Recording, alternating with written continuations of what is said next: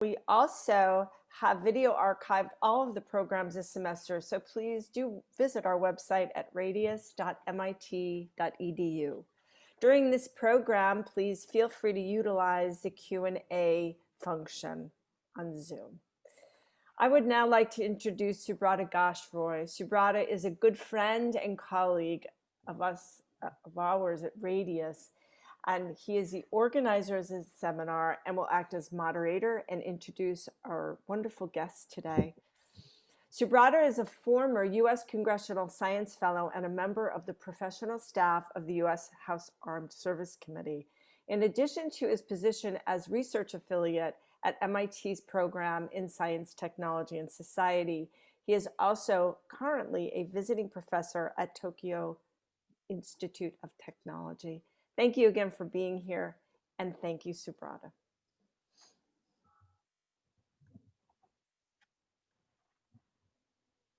Subrata, you're muted. Okay. Okay. Thank you again, Trish. Thank you to Radius and people like Christina English and others who have helped me get this seminar going. This is a long seminar series that we have done with guests from all over the world. And so we are almost there. We have one more seminar after this, as Trish has said. Today's seminar, of course, is a very important seminar, especially for people of the Indian subcontinent and Indian Americans and then Americans, of this relationship between these two largest democracies in the world. And we know how much the democracies are in strain. We have two very good speakers today. Both are well-known in their respective fields of nuclear weapons, nuclear disarmament, of non-proliferation, and Indo-US relations, India's bomb program, and so forth.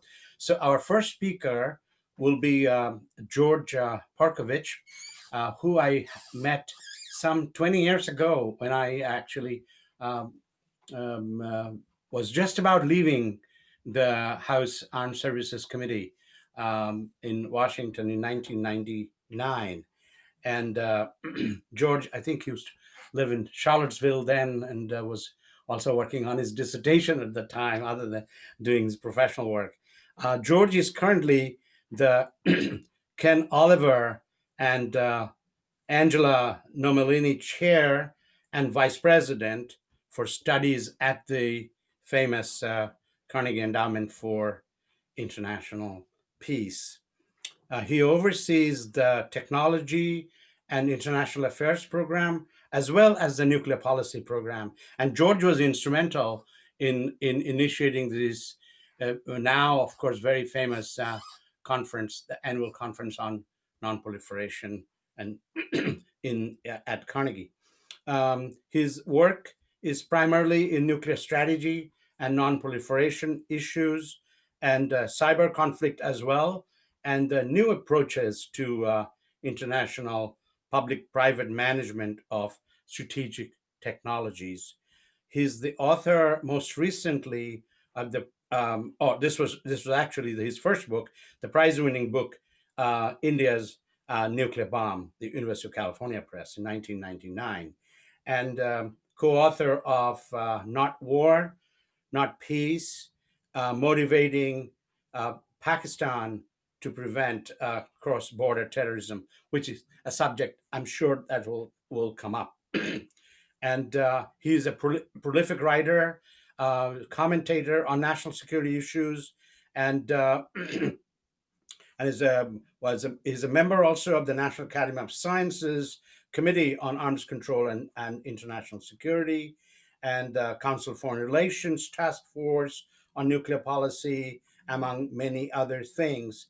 And most importantly, I think it's very relevant today that George has a very strong connection to the president-elect, Joe Biden. And George worked for him as a speechwriter and foreign policy advisor when Joe Biden was a senator in 1989, 90 timeframe. So it was somewhat before my time on the Hill, but he has tremendous a vantage point being at Carnegie in Washington, having been everywhere in this national security issues area. So George will be our first speaker. And then, but let me just quickly introduce Vipin, and then we'll go on with the presentation. And we're very grateful to our own Professor Vipin Narang, who is now the Associate Professor of Political Science at MIT and a member of the MIT's Security Studies program. He has a fantastic credentials, received his BS and MS actually in chemical engineering. So like me, he's an engineer, at least in those days, from Stanford, and then a PhD from the Harvard Department of Government at Harvard. And he was the winner of the Best Dissertation Award for his dissertation at the time. And on the way to his PhD, he also picked up an MPhil from Oxford University in England. And his research includes nuclear proliferation strategy, North Korea's nuclear weapons, and of course, South Asian security and general security studies. He has written 2 books. The first one, The Nuclear Strategy in the Modern Era, Princeton in 2014. And he has his second book, I guess, will be coming out soon, Strategies of Nuclear Proliferation by Princeton University Press. He has published widely and written in many reputable journals of national security, as well as newspapers like the Washington Post. So we have these fantastic speakers, and we hope we have a very, very, very productive session. And we'll have the Q&A, which the participants can submit in the Q&A box, and Trish Weinman will read them out when we are ready to take the Q&A. The format will be George will speak, then Vipin will speak, and if there are questions or clarification, you can ask them and we will address them soon thereafter. But if there are none, then I will have some questions myself, and then we'll go on to the general Q&A. With that, George, welcome and thank you. Thanks, Subrata. And again, sorry for delay on my end. It's a delight for me to be here with you and on a panel with Vipin and cooperating with MIT. I have fond memories of MIT from my time there in grad school. I was at Harvard, but taking courses at MIT a long, long time ago. What I thought I would do is something I generally don't like to do and wouldn't do, but I'm going to read just a couple paragraphs from a piece I wrote in 2010. It was called Toward Realistic U.S.-India Relations, because our question today is talking about U.S.-India relations.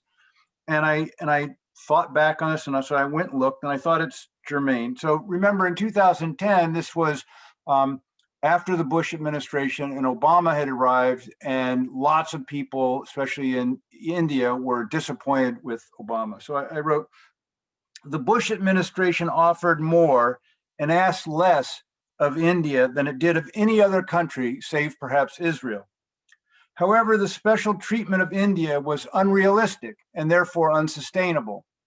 The United States would be wise to continue such a tilted relationship only if American national interests coincided closely with India's preferences across the most important bilateral, regional, and global issues now facing policymakers. However, careful analysis of US and Indian interests does not show such a close convergence. Therefore, a sound and sustainable US policy toward India should more accurately reflect multiple American, Indian, and global interests. The United States should continue to emphatically support India's efforts to prosper, secure itself, and gain international influence. Democratic India's success will be an achievement of unprecedented scale and complexity, and it will benefit not only Indians, but the entire world. Yet, a US-Indian partnership should not be conceptualized as a means to contain or contest China. a notion that many self-proclaimed realists in America and India wish to project onto the relationship. The United States should appreciate India's intrinsic importance more fully. To conceive of India as a balance against China instrumentalizes it. India is nobody's tool, and as a large developing country, it shares many interests with China. So I go on and then say, rather than maintaining the pretense of partnership, a truly pro-India policy would acknowledge that India has different near-term ends and interests as a developing country than does the United States, even as it recognizes that each will benefit in the long run from the success of the other. Now, I don't think I would change a word of that. And I would argue that in a sense, the world has kind of come back to that analysis from where it was in this kind of courtship mode of the Bush administration and around 2010. Now, there's good news in the relationship. It's hugely important good news. And that is that both US and India have reason to want each other to succeed. They pose no threat to each other. And yet when it comes to specific issues, they have very different preferences, which reflect their different states of development and their different needs. And that's natural. The one thing I would add now that I felt in 2010, but I think is clearer now, is that democracy may be a virtue, but it's also a handicap in both countries' capacities to do what they need to do to make themselves better and stronger, but also in the relationship. So with that overview, let me just talk quickly about a couple of issues, and then Vip, I'm sure we'll have a lot more to say.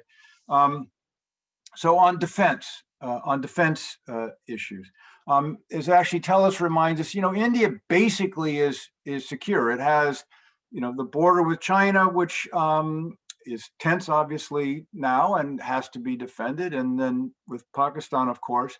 But India doesn't face an existential threat like a number of countries might, thanks to its general size and the relationships, even with adversaries like Pakistan.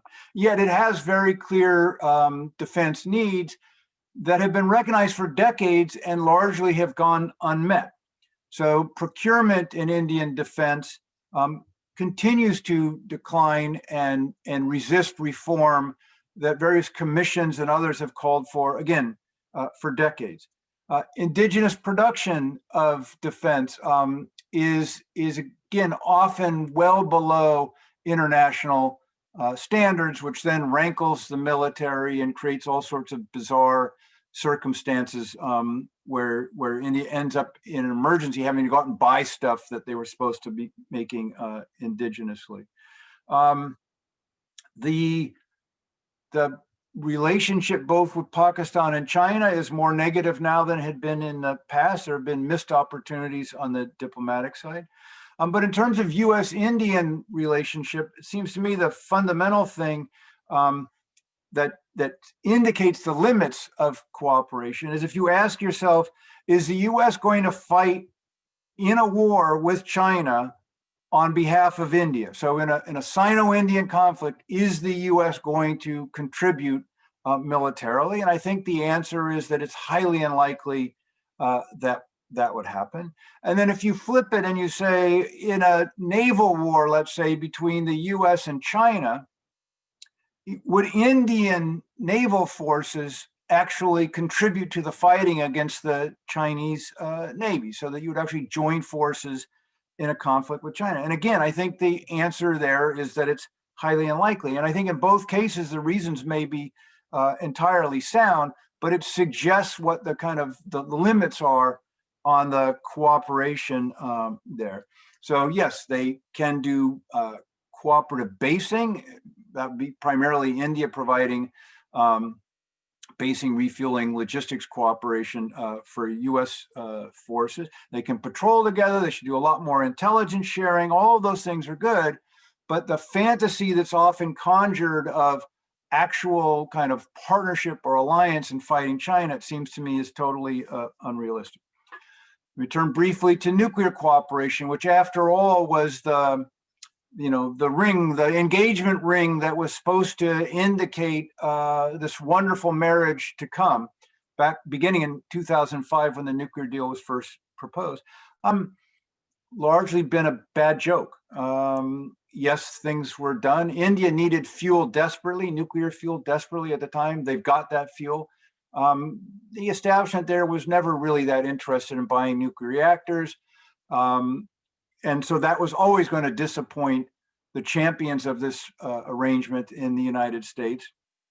And nuclear energy just isn't that important in India. It still isn't in terms of its overall contribution to electricity production. So big disappointment there, and that's not going to be turned around. Climate is an increasingly vital issue, especially, well, I wouldn't say especially for India, given the susceptibility of people on India's coastline to the problem of rising sea level. It's a real material interest, and also what may happen in Bangladesh and the production of refugees and migrants. Similarly, in the U.S., by the way, sea level rise will cause huge dislocations and problems. But neither country is a particularly constructive actor on climate change. The U.S. has much weaker excuses for its performance than India does as a developing country. One needs to, kind of give India more space on this issue. U.S. Has been, what's the right word? Abhorrent, irresponsible on climate, but it's not a basis for any kind of real cooperation. China puts the U.S. and India to shame on climate issues. Economics, obviously vitally important, but here again, the different situations of the two countries provide fundamental kind of limitations on cooperation. So India still protects the Indian market from the exports of the kinds of things that the U.S. wants to export there. India has super talented service providers, whether it's lawyers, accountants, or others, but the U.S. tries to inhibit the importation of labor, basically skilled labor. So there's real asymmetry in the interests and status of the two economies. And so we've talked about for decades breakthroughs in the trade relationship, but they don't really happen, and it's unlikely to see that you're going to see that happen. India needs huge improvements in infrastructure, again, compared to China. Indigenous development of infrastructure in India has been slow, but there's not really a turning to the U.S. for infrastructure, but to others. In Afghanistan, the relationship and the interests are different, and so that will be an ongoing source of frustration and tension. So let me close by saying that the unfulfilled hopes about a deeply intertwined and productive partnership between the U.S. and India say more about the kind of lack of realism of people who conjured those hopes than it does about anything else. If you look again at the interests and the situations of both countries, the relationship's kind of proceeding, as you might expect. And I think the biggest challenge going forward is the domestic situation in both countries. So as India, under its current leadership and with parties like the RSS, becomes less democratic in some ways, or if it's democratic, but it may be tending towards more fascistic tendencies. And the US has dabbled with that in the Trump administration, and it's unclear how we'll come out of that and how we'll evolve.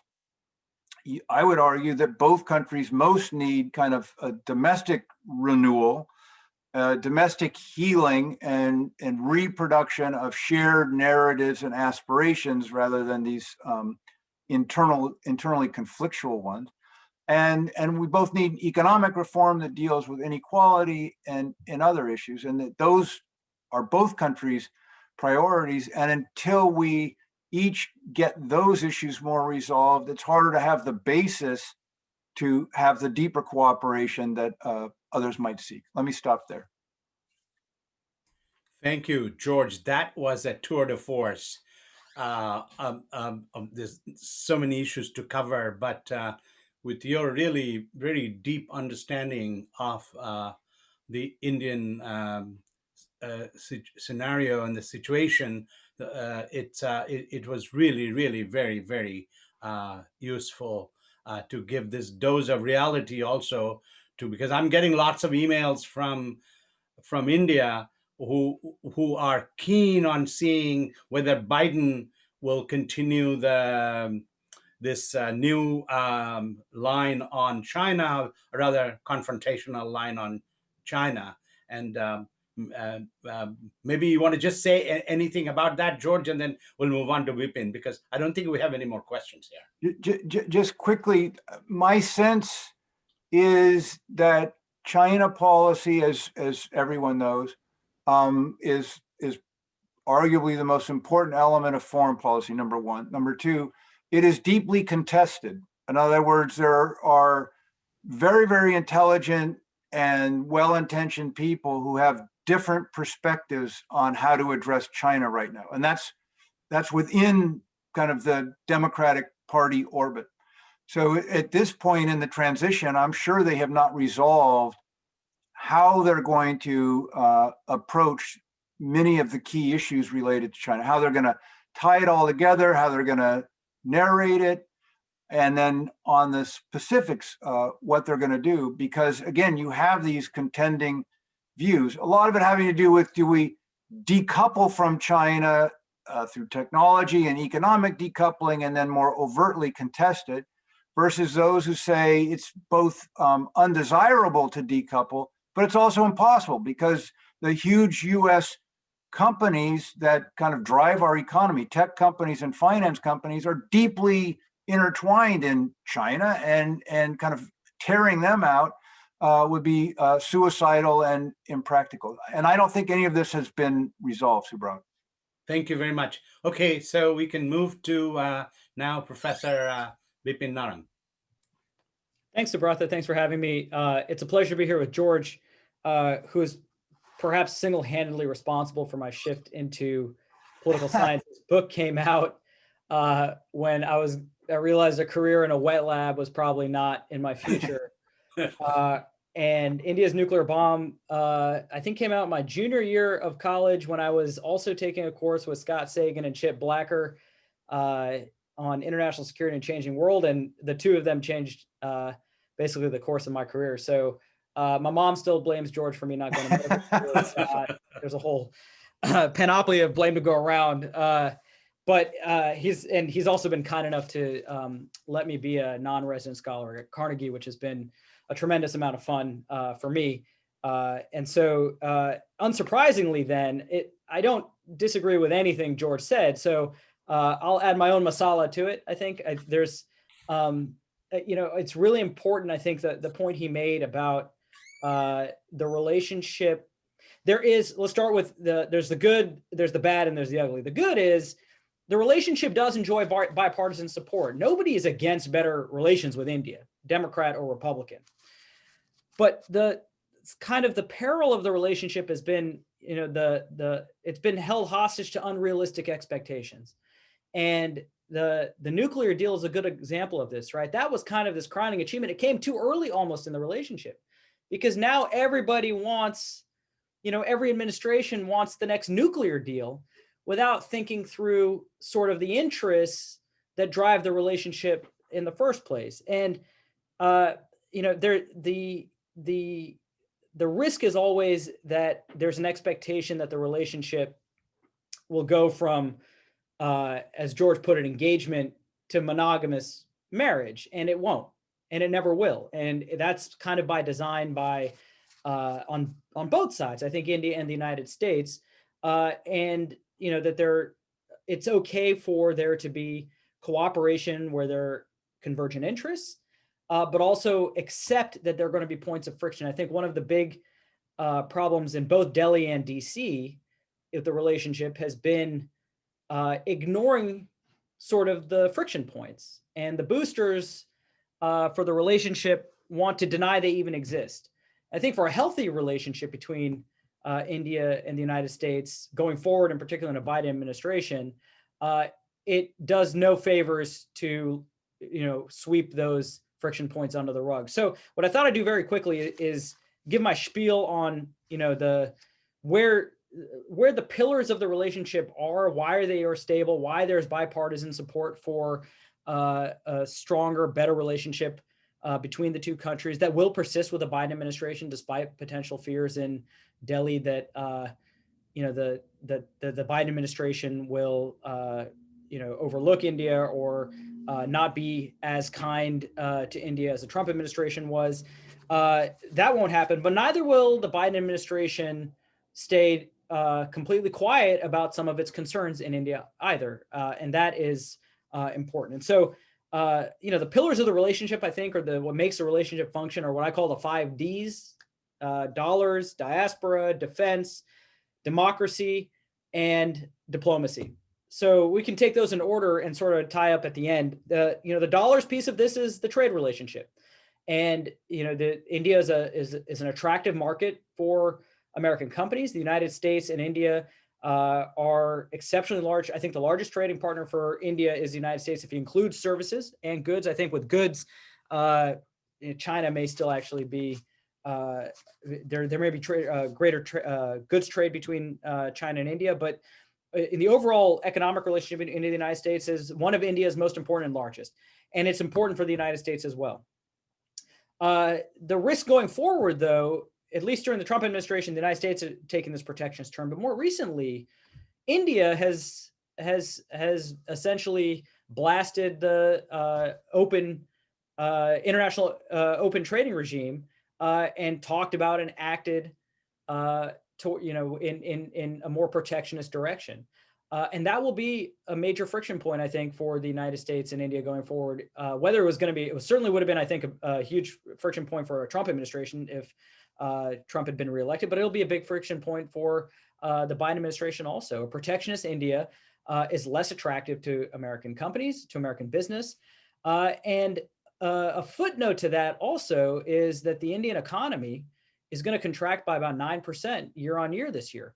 And India's recovery may not be as quick as India's economic managers hope, as quick as the United States hopes.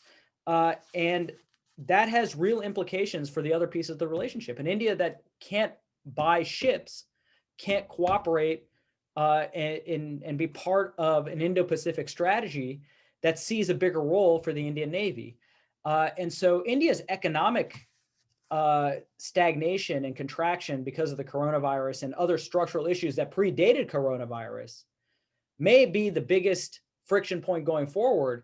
And that is something that India has to solve and focus on, because if it doesn't solve that piece of the puzzle, as Ashley Tellis has said, a weak India is a less attractive India, right? For a whole variety of reasons, but primarily for the strategic partnership that the U.S. envisions, where India takes on a greater maritime role in particular in the Indo-Pacific. If you don't have money, you can't buy you don't have the capital to buy the ships and build the ships that then are part of that strategy. And so going forward, this is less about the relationship than India's structural infirmities on the economy. And if India's recovery is slower than anticipated or takes a while, that has real implications for India's participation in defense cooperation and for its prominence in the U.S. Indo-Pacific strategy. So that's something to watch going forward. And that's sort of independent of the administration. In a lot of ways, I think the Biden administration may actually overlook some of the protectionist tendencies in India in ways that the Trump administration wouldn't have, because if we know if there's one thing that President Trump woke up with thinking about India, it was Harley Davidson and tariffs, right? And so, but that doesn't elide over the fact that India has to solve its economic problems at home first. The second big pillar is diaspora, and this is traditionally, the people-to-people relationship, as the managers of the India-U.S. relationship like to talk about, are very strong. There are, I'm going to get the number wrong. I use 5 million in Indian Americans here in the United States, thereabouts, and the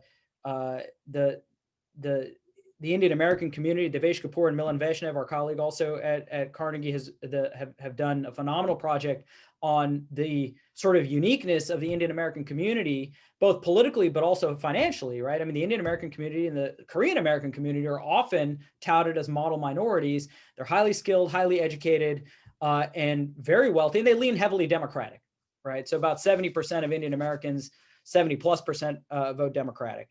And that is a real pillar of the relationship, right? India is proud of the diaspora. The diaspora has and creates organic links to India. But there is a dark side to the diasporic links also. And we saw that last year with both congresswomen and senators of Indian origin that criticized Indian domestic policy on Kashmir with Article 370 and the Potential Citizen Amendment Act. And it created a lot of friction between the Indian Ministry of External Affairs and Congress, which, historically at the time it was, and currently the External Affairs Minister, Dr. Jaishankar, is a seasoned hand in Washington, D.C. and knows the value of the relationships on the Hill. And when Representative Jayapal was invited to a House Foreign Affairs Committee meeting on Kashmir, he canceled the meeting. And a meeting that he could have just sat there and taken, whatever, she's a subject matter expert. She was born in Chennai. She is a member of Congress. And whether, whether she was a member of the House Foreign Affairs Committee or not, the chair had invited her to the meeting. And it would have been essentially costless for the minister to have her sit there at the meeting and say whatever she wanted to do. Instead, he canceled the meeting and then everybody took to Twitter and it became a much bigger deal than it had to be. And one of the biggest supporters for Representative Jayapal was Senator Kamala Harris, who is also half Indian. And, a public support and criticism of the current Minister of External Affairs is something now that the Ministry of External Affairs has to repair now that she's Vice President of the United States. And so there is, on the one hand, the diaspora creates these links. On the other hand, the Indian government is exceptionally hostile towards criticism of Indian policy, especially domestic Indian policy, from members of its diaspora. And now we have an increasing number of Indian Americans represented both in the executive and in Congress.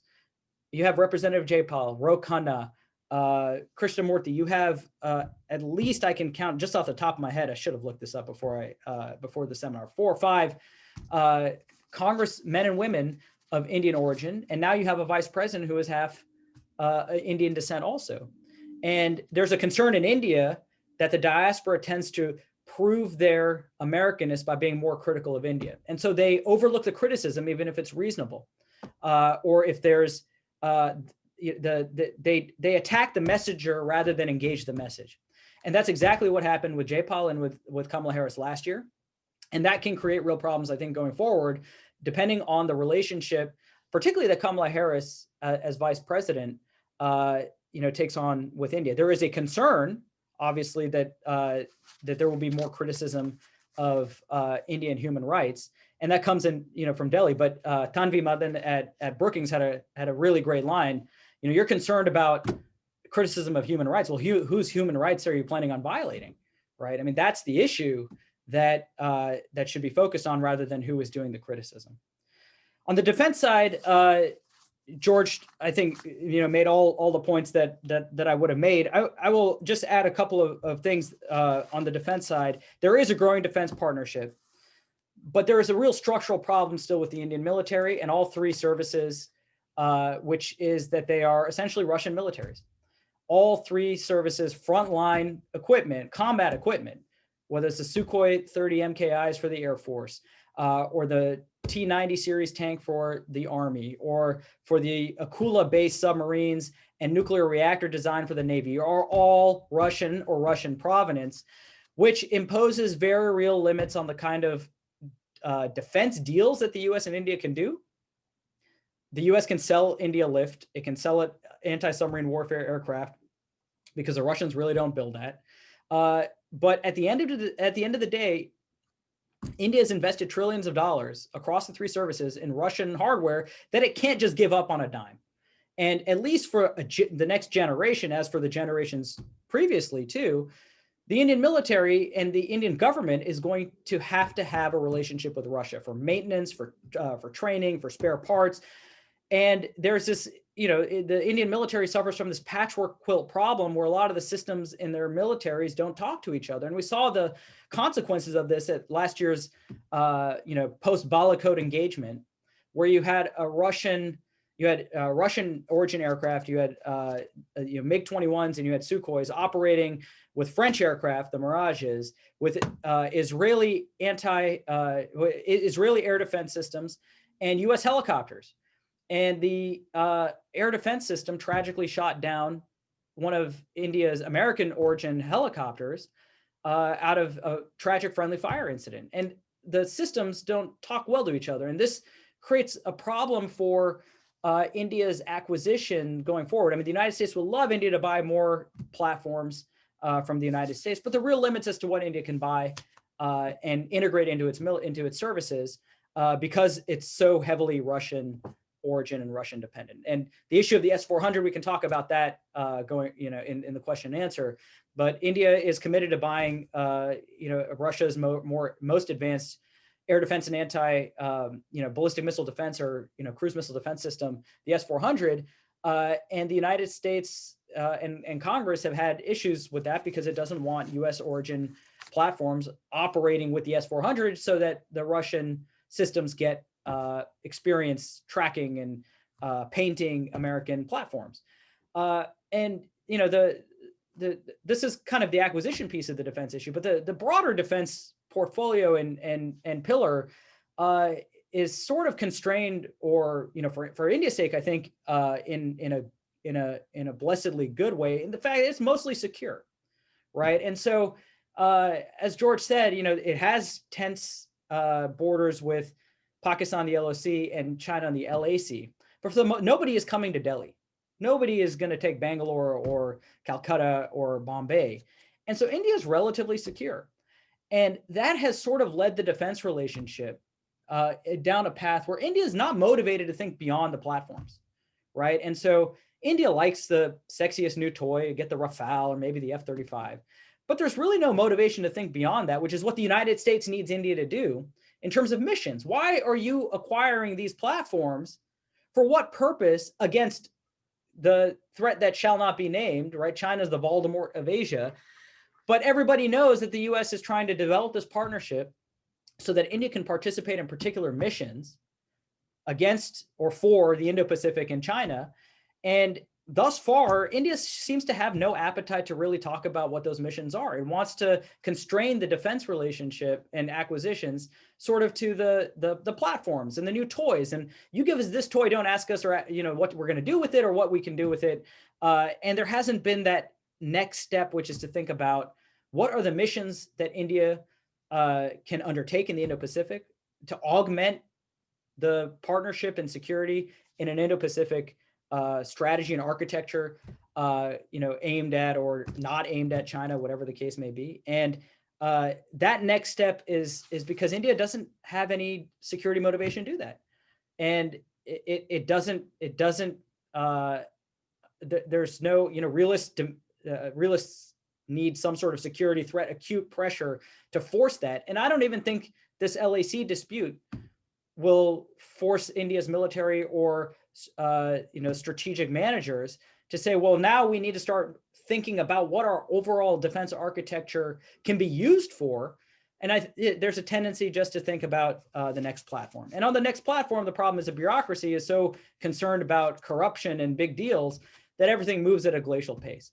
So the defense relationship sort of plods along. There are a lot of exercises. Everyone loves Malabar and Trilatex and the expansion of Malabar. And it's fantastic that Australia joined for the second time in 13 years. But exercises are only good if you have true interoperability towards a mission with a clear picture as to what that mission is going to be. And that next step still has yet to be taken. And I think in the next 4 years, maybe that's something the two countries can work towards. And it's not this is a bright spot in the relationship, but there's still a long way to go. And there are hesitations on both sides.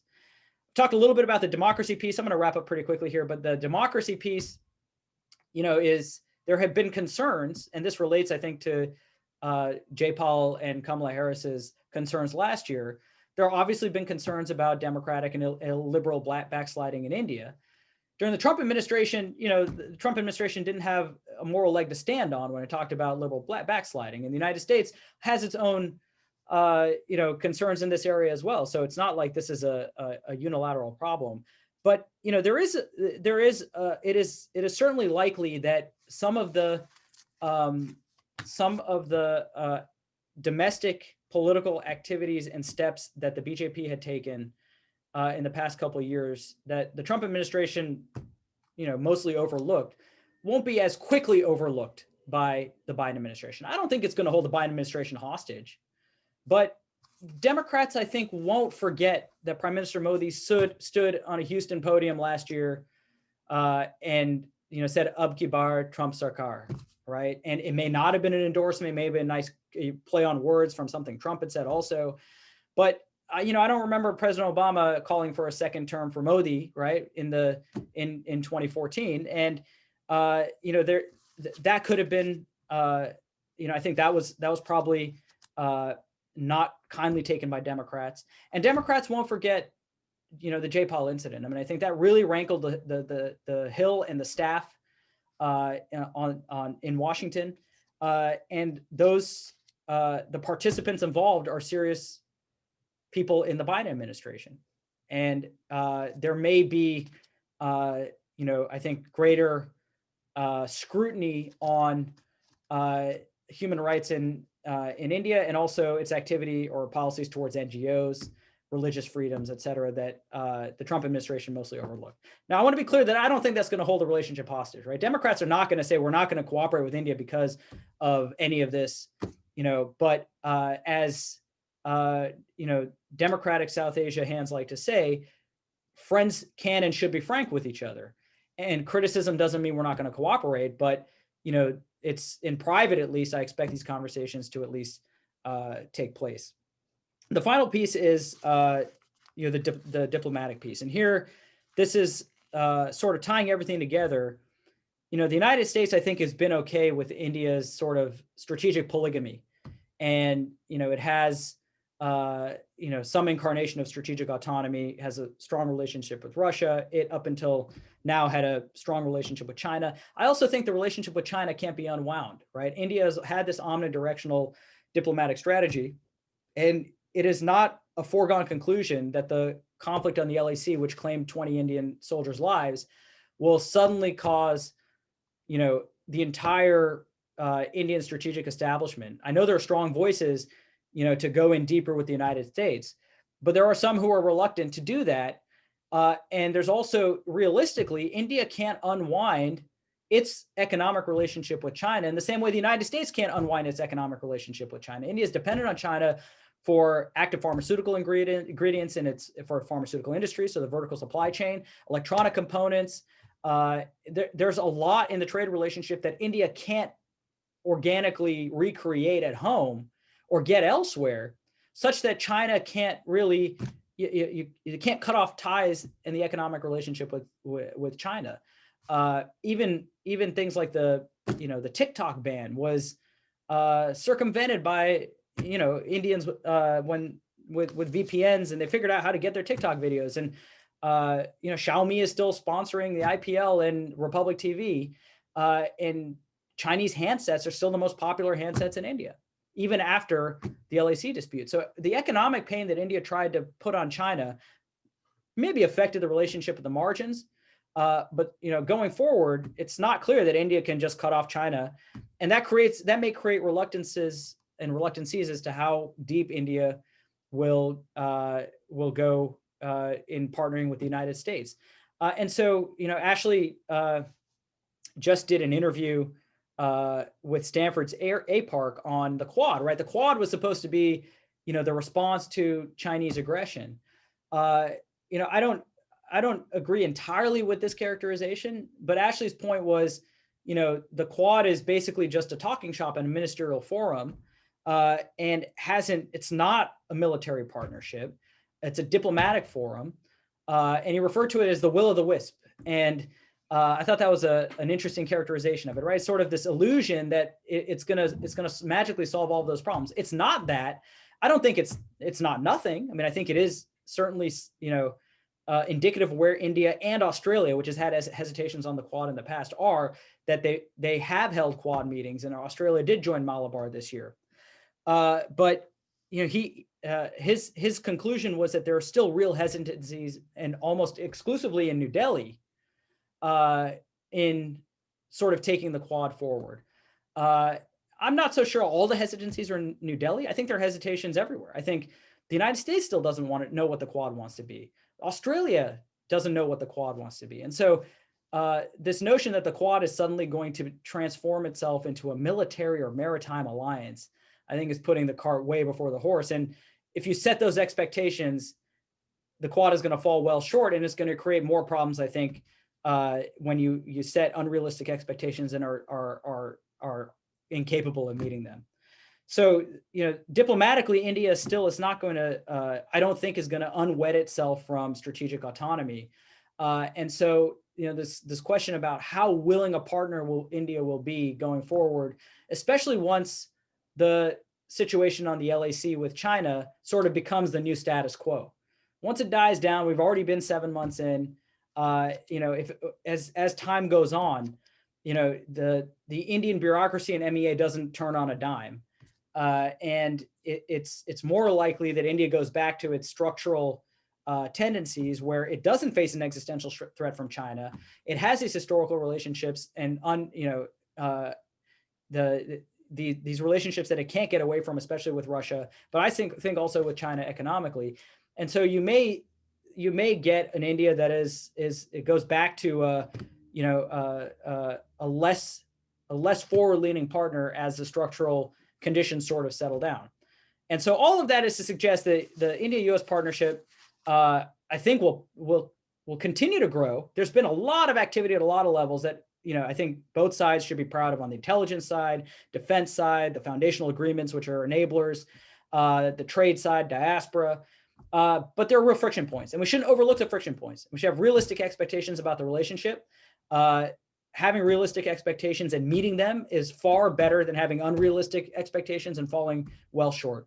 And so expect a lot of the same in the next administration. The one advantage that the Biden administration has is it doesn't have to repair the relationship with Delhi. It was largely a bright spot for the Trump administration. And the Biden administration will actually, I think, have to spend the bulk of the first year repairing relations in Europe and in East Asia. And so it's not the worst thing for the relationship if the working levels and the bureaucracies continue to manage the relationship for the first year, and you don't have all of these unrealistic expectations that there'll be state visits and a nuclear deal in the first year of the Biden administration. I think setting expectations realistically, forward progress, but not at warp speed. It moves at its own pace, is probably the healthiest thing for the relationship. So I'll stop there and look forward to questions, comments from the panel and from the audience. Vipin, thank you so much for this from the trenches kind of presentation with all the details in Washington as well as in Delhi. That was very, very helpful, your insights into the situation.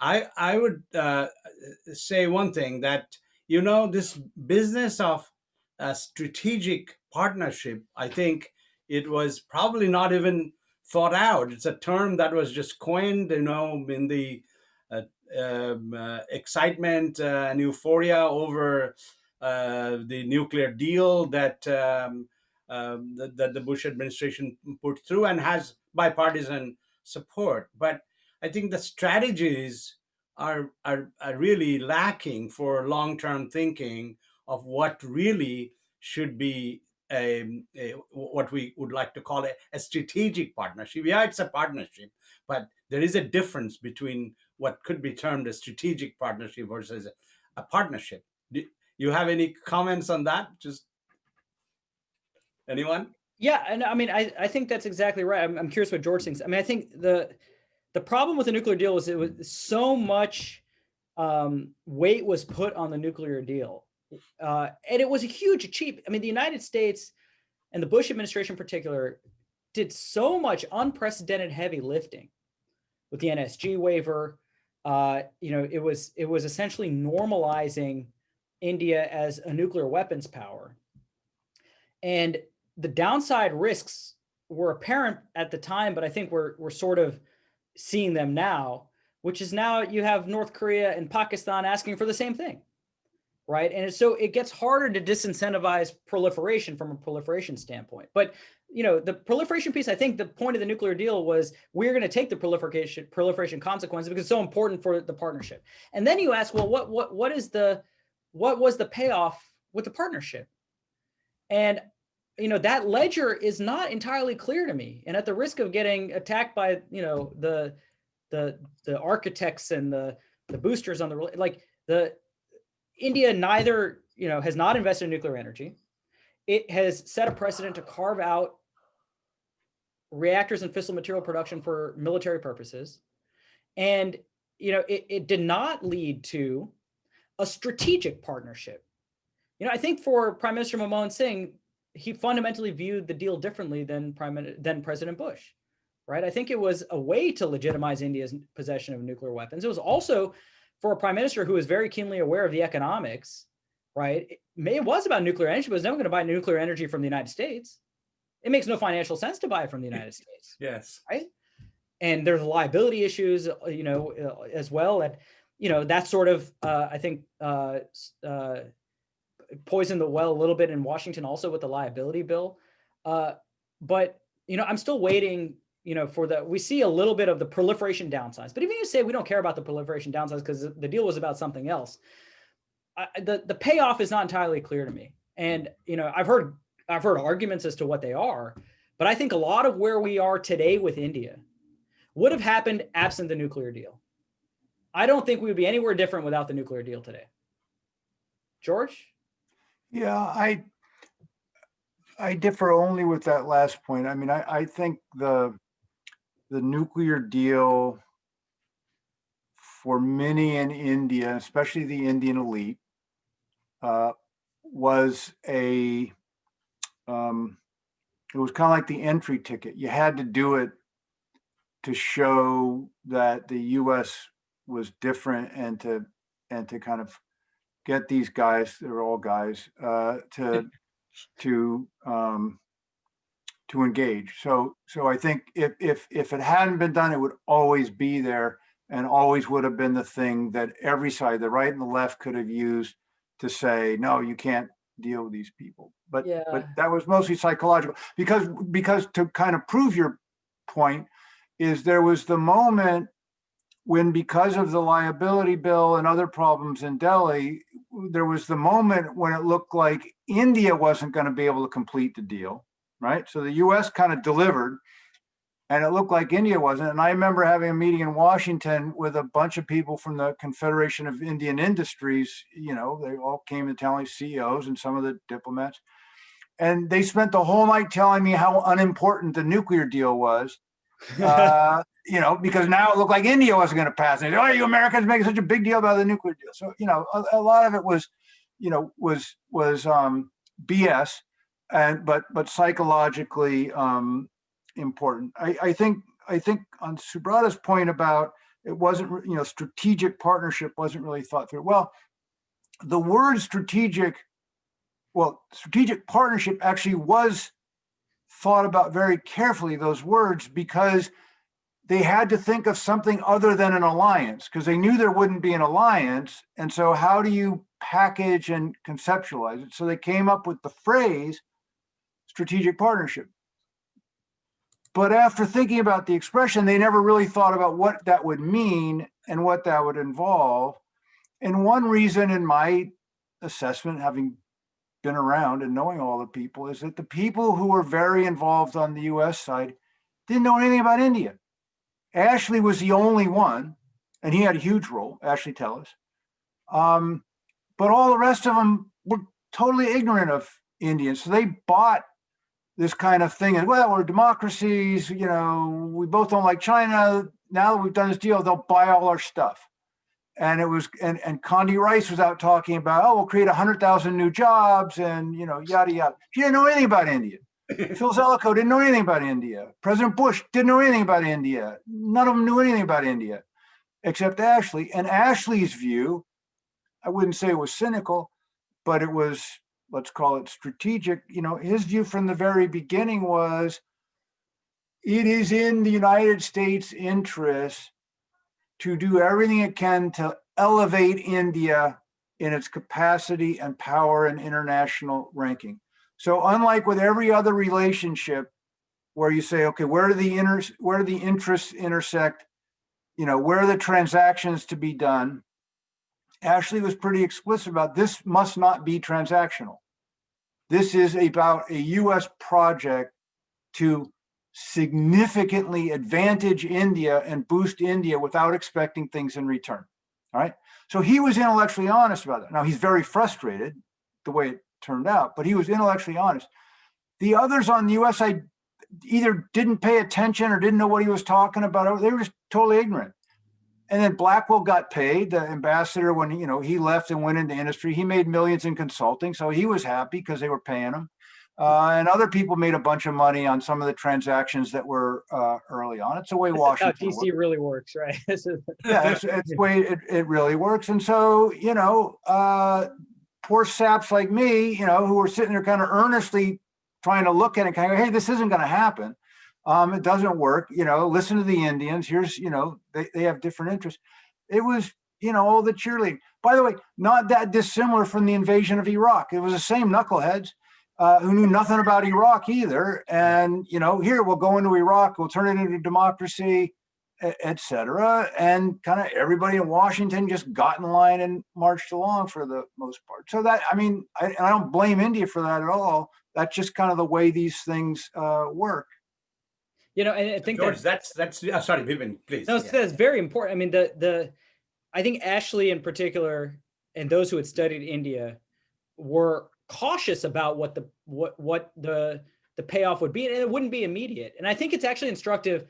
Ashley recently has done a variety of interviews because in the Zoom era, this is all we do, but they're all available freely for anybody who's interested. I would encourage you to watch two of them in particular. One is, he has a Carnegie essay, George, right? There's that essay is worth reading, but he did an 1.5-hour interview with Arsen Tharapur at Stanford, which is worth watching and listening to in detail. And I don't think I have heard Ashley this pessimistic in the 20 years that I've been, that I've known him, and he's mentored a lot of us in my generation. And there was always an optimism, despite his caution, there was always an optimism. And I still think there's an inkling of optimism, but I think he's very, very concerned that we are sort of, the frustrations are starting to build, and he's very frustrated about something. I don't know if it's an accumulation of experience, but it's worth listening to that because, he locates India's hesitations both internally, its inability to internally balance, and its unwillingness to externally balance. And you can quibble with the substance, but to hear him explain, very clearly in a way Ashley does, exceptionally well, where he thinks the relationship is and what the friction points are, doesn't leave me particularly optimistic. And it's worth watching for anybody who's interested. And those are freely available. You can just Google them. Thank you, Vipin. Just for the benefit of our captioner, what Vipin is talking about, his name is Ashley Tellis, a scholar at Carnegie, where George is a professor and vice president, very well-known scholar of Indian origin. One thing I would say that, and I haven't actually followed lately what Ashley is saying about his pessimism coming in. Here is the juxtaposition. Here we have Modi coming to Houston, Texas, and holds a rally of about 40,000 Indians called Howdy Modi, with President Trump appearing. And then so there is a lot of this excitement amongst Indian Americans, even though, as Vipin is correct, 70% of them are probably Democrat, but there's huge support, particularly because of the trade relations and etc. But one thing that I think that I don't know if it is talked about is Indian politics and the state of play that there was always a great deal of ambivalence uh, in Indian politics and amongst politicians of the era who grew up under Nehru and others, that and our close relationship, I mean, our meaning India's close relationship with the Soviet Union at the time, now post 1991, when all this stuff is happening with trade liberalization, etc., that there is tremendous holdover resistance in going all out for a strategic kind of relationship with the United States, even among parties like the BJP, which is conservative and dominated by business people. There is very strong nationalistic feeling of American business taking over India's this, that, and the other thing. And that, so I think that there is a realism that has to be taken into account, that even though India has gone out of the Soviet orbit after the collapse, that there is still this view, of course, India is a big country, and that it cannot be seen as a strategic partner, even though it's not an alliance, but a partnership. So I think a lot of that has not been properly digested. And George is so correct in pointing out that the kinds of people that are running this policy are so hopelessly not knowledgeable about a complex country like India. So both of you, any comments on that? No, I mean, I think fundamentally you're right. I mean, one way I used to try to explain to American officials and American audiences not comprised of people from South Asia would be to say, look, think about the U.S. relationship with France. All right. At the very best, the relationship with India is going to be about half as good as the relationship with France.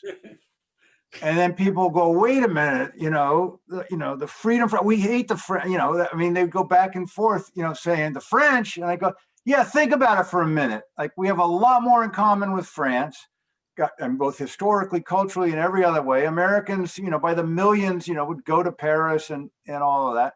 And it's a very tense relation, and you can't tell the French what to do. They push back, they do their thing. It's very, very tense. And you think somehow the relationship with India is going to be better than that? You're dreaming. It's not even going to be close to as good as that.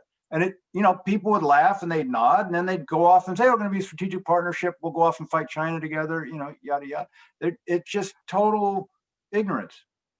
Yeah, I think that's right. I also think that there's there are generational differences, but they may not pull in different directions, right? So the older generation in the Indian bureaucracy and in Delhi, even with the nuclear deal, the litany of complaints always comes out. 1971 enterprise. And then with the nuclear deal, well, you didn't get us NSG membership.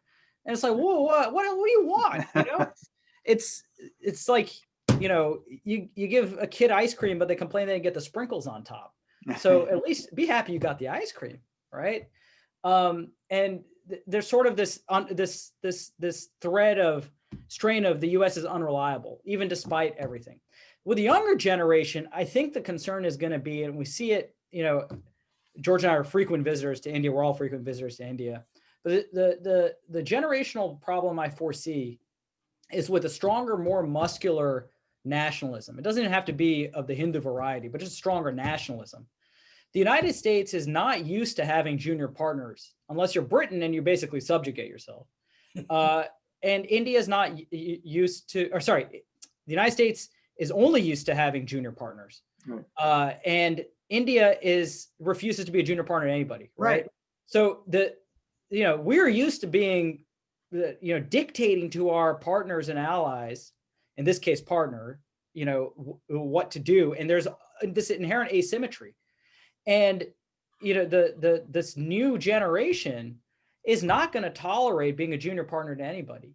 And I don't know how to. The structural inequity will persist, but the psychological inequity doesn't exist, right? And so you have to be okay with that and recognize that it's, and India won't do it. right? And I think going forward, it's going to be a different twist on this age. It's not going to be unreliability. It's that we're not going to be a junior partner to anybody.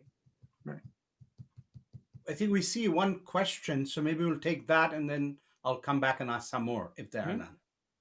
We do. Paul is asking, do you think a Biden administration would revive the CTBT file and seek to press India and parenthetically Pakistan to get on board? This might help salvage the non-proliferation norm so gravely damaged by the Bush-era nuclear deal. It's a good question. Just my sense is the CTBT won't be one of their highest priorities because they have so much damage to clean up and reconstruction to do in this field. So the first thing is, extend New START. You'll have days to do that with Russia. And then it will be to try to resume negotiations and do some other stuff with Russia. That'll be absolutely viable. Then you have the Iran nuclear deal. If we haven't gotten into a shooting conflict between now and then as Trump exits, you'll have the Iran file. Super difficult. Congress, the Republicans will beat the hell out of these guys. Super, super difficult. So you've got a number of issues. And so CTBT, you say, well, wait a minute. It's not going to happen. I mean, Egypt's not going to sign it. The Indians and Pakistanis probably aren't going to sign it. To get the US labs to go along now, you're going to have to pay them some more hundreds of billions as a bribe, which Clinton paid and then Obama paid for arms control treaties. So Democratic presidents, to get an arms control treaty ratified, have to pay enormous bribes in the form of buildup of nuclear weapons capabilities. And it's just not going to be worth it. So I think we'll say, this should be done, et cetera. And in any case, there's zero chance that you're going to get between 17, 18, or 19 Republican votes that you would need to pass it. There's zero chance. I'll bet anything but my daughter. Blackwell's millions of dollars. Yeah, but Bob Blackwell's riches. Just impossible. So I think that sort of settles. I'd work backwards from there. I say there's no chance. I mean, the Senate's never going to ratify. So the administration will never waste a political capital on sort of a fool's errand there. I mean, it's for a variety of reasons. I don't think that it's even going to be top of the agenda. I want to underscore one point, even though I know this isn't about Iran. I think the conventional wisdom is we're just going to waltz back into the JCPOA as it existed, and that's going to be the end of it. I think it's a lot more complicated than that. Yep. On both sides. I think, and that's to say that a lot of political capital is going to have to be spent on a new version of a JCPOA with Iran, because I think both sides want it, but there's going to be a pound of flesh, and the Iranians wouldn't be crazy to ask for it because they don't want to get trumped again. Right. Is there another question? Not at this time. Okay. All right. I was going to ask George and Vipin about the Nuclear Suppliers Group membership for India. What is going on in NSG, and is it really important, given that not much is going to happen in the nuclear front in India, that India get this NSG? I mean, it's a prestige thing, but what's your opinion and what's going on? I used to follow this fairly intimately up until maybe a couple of years ago. So I may have missed something, but I don't think it's not much. I mean, the basic issue is that no one wants India in the Nuclear Suppliers Group except India and the US officials who work on it and have to want it. The rest of the world thinks India is a pain in these kinds of fora. Most of them are still mad about the nuclear deal in the first place, which the US shoved down their throats. So there's almost no one wants it. And in the past, Jaishankar or other Indian officials went country by country and tried to really press them, really exert themselves, use all of India's muscle and everything else to get countries to support it. And it didn't work. And that was when India was more attractive. India's less attractive now as its economy, partly because of COVID, but also for other reasons, has declined. The fascistic tendencies, some of the perceived arrogance from some of the officials who would be doing the pressuring. And so I think, most countries just kind of say, yeah, push us whatever you want. It's just not going to happen because there's no good that they see will come out of it. Now, it'd be one thing if India were doing what was promised in 2005 and 2008. They were buying a bunch of nuclear power plants from multiple companies and multiple countries. Because then you get the French mobilized, you get the Koreans mobilized, you get the Japanese mobilized and others because they say, whoa, India is helping to, rebuild the nuclear future. But since Fukushima, very few are buying nuclear power. India certainly isn't. So those countries, again, don't see any reason to push for India. So I think it's just going to be one of those issues that people just kind of yawn about and go next. So it's really dollars and cents is what's driving the sort of the interest in getting India into NSG or not. Well, yeah, yes, and how irritating India is in multilateral fora. So unless you're going to pay me, why would I go through the trouble? Also, just the structural, the procedure of NSG membership, China's never going to let them. I don't even know why we're having this conversation anymore, because the Chinese are never going to allow it they'll say, there needs to be a process for both India and Pakistan, which defeats the purpose for India. And, I always ask Indian officials, when this 2017, it sort of came to a head. Remember, they tried to make the play to get in, and it was like, why would you want membership in the end? Why do you want to sit through snooze fest meetings about the export control list? And, maybe it's okay. It's a nice posting for a diplomat. But, India doesn't really need it. It's a prestige thing, right? And the rest of the world, as George said, doesn't really need it either, right? So there isn't a lot of momentum and push for it on either side. I think, at this point, India's probably better off giving up rather than shooting for it and failing. Right. So at least you don't have the downside humiliation risk of, keep harping on it and it's never going to happen. And I'm not sure that India really needs it. Right. Like there's no national interest reason why India needs to be a member of the NSG. It can get everything it needs in the current configuration, being outside the NSG. That's exactly right. What both of you are saying. There is one other thing, and that's has been, of course, there for a long time, is India's desire to become a permanent member of the UN Security Council. Of course, that would require the Security Council membership to be expanded from 9 to 5 permanent members to 9 members or whatever. So India would be a non-voting member kind of thing. So now this has not come up recently. Is India not pursuing it seriously anymore, given the problems of support? I think it's always on the wish list. Yeah, I again, I don't follow it as closely as I should, but I think that something that you said, Subrata, that you kind of said it almost in passing about India would be, you said non-voting, but not veto wielding. Yes, right. I'm sorry, not veto wielding, correct. Right. And I don't know, and you all and people watching could correct me. My sense that India hasn't explicitly accepted that if it were to gain a permanent seat, it wouldn't also have the veto. And I think that's the impossibility of Security Council reform is the veto. In my own view, the world will be a much, much better place if you added permanent members to the Security Council. India, why Germany, it's the UK and France and not Germany, all at Brazil. It would all be better but you'd have to get rid of the veto, because the veto makes the Security Council fail to live up to many of its promises and our expectations of it.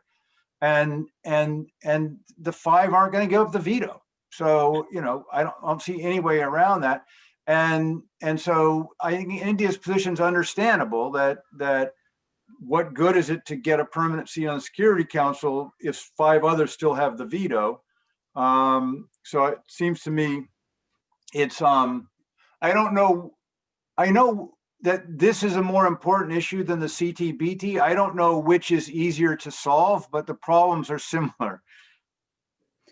Yeah, no, I totally agree with you on the CTBT as well. I mean, it's only I mean, nobody would try it now with given the situation. It's a non-starter. CTBT is a non-starter. But on the UN, I will say one thing. I think that this is something that's on both. It's a great talking point for both sides, even though they know it's probably not going to happen. So it's always on the wish list. I just don't know how much political capital is being expended. I mean, on the veto, it is interesting. George is right. You can't expand with a veto. I've always thought it'd be great if the UN Security Council went to like football challenge rules, right? So you're allowed 3 vetoes every half, right? So something like that would make it more fun and interesting. But then you'd flood the zone with resolutions, and so. But there is a way around this. I just don't know what it is. And I'm sure clever diplomats can figure this out. By the way, India is now going to be a member of the Security Council starting January. Yep. Yeah. So this topic is going to definitely surface on the Indian media about what we're doing. I personally think, I don't know what do you people think, but the way India is handling this continuing situation, the lockdown in Kashmir, etc., it's going to make it very, very difficult for India to get large-scale support. Yeah, I think that's right, and I think that's understandable too. My guess is, and this would include the Biden administration, I guess, is that most countries understand Indian internal dynamics well enough that the governments won't publicly and loudly criticize India for this, because they don't want to get the outpouring on Twitter and everything else. They don't want to get the backlash, the drama. So they'll be relatively restrained, but nonetheless, their assessment will be, that India's behavior has and treatment and kind of human rights respect has been quite lamentable and problematic, and those will be the internal positions of these governments. They may say them privately to Indian counterparts or not, but it will make it much harder, to Subrata's point, for those governments then to be seen to favoring India without comment on this. So I think that's right. I think it matters. And this is I'm going to ask both of you this question because I don't know the answer to it, right? We keep hearing, and I think it's true, that the Biden administration will likely in private raise issues that the Trump administration did not on minority rights, human rights, Kashmir CAA. Operationally, what does that mean though, right? So like, what do we, at the end, you can raise the concerns, but it's not going to change the relationship. And I think the Indian government knows that. They'll say, okay, you can say whatever you want. You're not going to sanction us. You're not going to, you're not going to hold a P8 deal hostage because of this. What are you going to do about it, right? And I think that's sort of muscular nationalism, but there's a structural argument. It's like, I don't know why the government of India would do anything except say, thanks for saying your piece. I think you're right. I mean, it's certainly not going to stop, Americans from welcoming India buying like more weapons and stuff. That's a little ironic or paradoxical. So you're right. Yeah. But on some other issues, like trade, for example, if you're a domestic industry or sectoral opponent of some trade arrangement with India, this can be very useful to you internally in the US to say, Sure. don't make this concession to India, they're lynching Muslims, not to mention Kashmir. And so it can be useful on those issues where there's contestation within the US system about making something that will be seen maybe as a concession to India. But otherwise, on the big stuff, no, you're right. That's a good point about using it instrumentally. And Vipin was also very right in pointing out not specifically on Kashmir, but definitely related is the potential role of this progressive diaspora with the members in Congress like Pramila Jayapal or Ro Khanna, that there could be pressure brought to bear on India that didn't happen before. I mean, one of the major contributions, of course, of the diaspora is this enormous amount of repatriation of dollars back to India. So it's a big leverage. I mean, the diaspora thing is interesting. I don't think we fully unpacked it. Devesh and Millen are doing systematic work on this.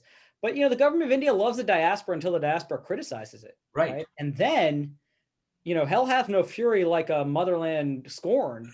And, it'll be interesting to see this dynamic, to see if, the Indian origin, the government of India still, as we all know, loves validation from non-Indian origin people, right? And then what it can't stand is criticism from Indian origin people. Yes. And so it's sort of this, worst of all, they don't want the criticism from increasingly powerful Indian origin congressmen, congresswomen, and executive branch officials to cut off at the knees potential validation from non-Indian origin people. And I think they may be seeing that dynamic happen. I don't know how they react to that. Yeah, I agreed. We are almost near the end of our time, but I would just say one thing in the end is that one thing Biden administration can do right away is ease up on these whole business on H-1B visas, which matters so much in India. Yeah, we didn't talk about that, but the immigration piece of this, not just H-1B, crack down on permanent, the backlog, if you're Indian born for a permanent residence card, green card, is something like a generation at this point because of the slowdown, because of the Trump administration. Right. So I think the processing of H-1Bs, F-1s also, this hits very close to home here at MIT. How many students of ours who are first year admits who are abroad, and this is not unique to India, but we have a lot of Indian students, were unable to come. And the one bright side is that friction point will go away. Thank you, Vipin. I'll let George have the last word, and then we will say thank you and goodbye. No, I just thanks to both of you, and it's an interesting conversation, and I think it's one that isn't had enough, certainly in Washington, just kind of less structured, kind of talking about the relationship, and I think would be useful to do more of. So again, thank you guys for including me. It was a pleasure. Well, thank you, George. Thanks, George. It's great to see you. Pleasure, and thank you, Vipin, and thank you to our participants. And it will be online in a couple of days, I believe, and then on YouTube video so people can watch it. And so with that, I'll turn it over to Trish and to if she has anything.